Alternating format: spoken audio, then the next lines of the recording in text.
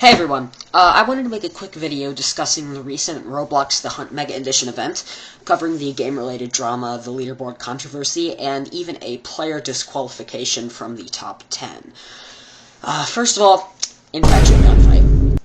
The Mega Token in Infection Gunfight caused quite a bit of, extreme outrage. The Mega Token Challenge was ridiculously frustrating. It required players to find a pair of AR goggles, shoot zombies in a specific order to spell Mega Hunt, and that's it. Doesn't sound too bad, right? Well, believe me, it was. The zombies had completely randomized letters from a pool of the entire alphabet. This meant that you were not even close to guaranteed the necessary letters. Moreover, if you got one letter wrong, you actually had to start an entire new match. I need you. It didn't count. It changed! It reset. Look! Wait, why did it reset? At the do you have to do it in one round? Chad, look! What the heck, and it changed. Chad, look! And it changed. Chad, look! And it changed. Because of this functionality, if a match ended, you actually had to start over, even if you made no mistakes. This is essentially a difference between difficulty and something that is so tedious it's completely unfair. Pressure was really hard. I mean, I'm a horror fanatic, so it wasn't really that hard for me, but most people did struggle. There wasn't anything unfair about it, though. You were given a checkpoint once you got to the vault. It was pretty fair.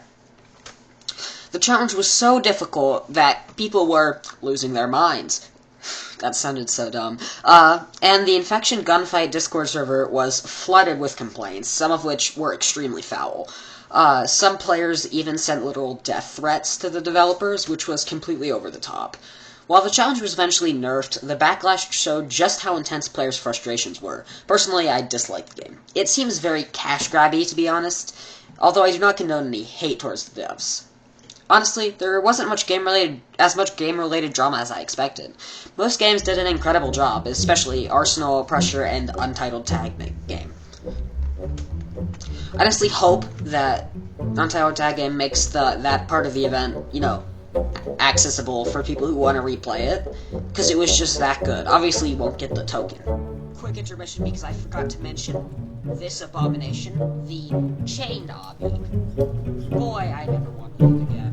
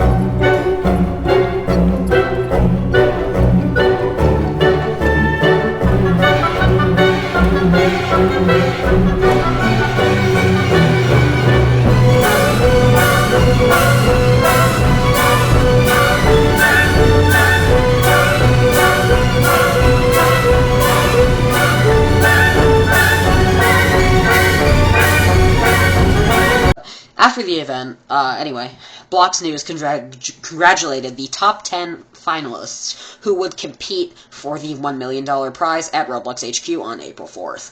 However, people noticed something suspicious. Most of the finalists were friends, many of whom were QA testers. QA testers have an insane edge over all other Roblox players due to their role in testing. A team of multiple QA testers and developers is basically unstoppable. People also have conspired that these people possibly plan to split the prize money no matter who wins the final event. Although there is no evidence of this, it is definitely not unlikely. Some fans argued this wasn't cheating. It was just smart teamwork. Others felt it undermined the event's fairness and, whole concept. Let me know what you think in the comments. Is this fair or not? Anyway, the real bombshell was Frederick, who placed third, but was disqualified due to a potential password guest account.